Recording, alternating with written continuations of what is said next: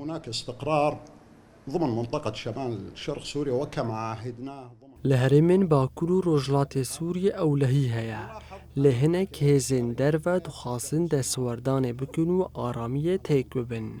هزين سوريا ديمقراطيك جبو والا درخستنا وان پلانانو تيك برنا مترسيا چتين داعشه دس بأوپراسيونا خردگرنا أو لهيه كر.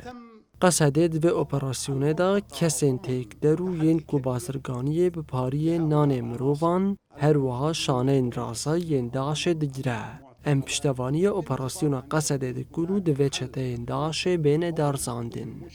الذي تأذى بسببهم وثانيا لهم هم لعشائرنا فشاركت هوزناین رقای جبو پاراستن و مایندکرنا آرامیا هرمی دب هفکاریا خو یا گل قصده بردوام به پشتوانیا ما یا جبو قصده هزید دا آرامی و اولهیا هرمی وویه که ماینده دکه توفير الاستقرار الأمني.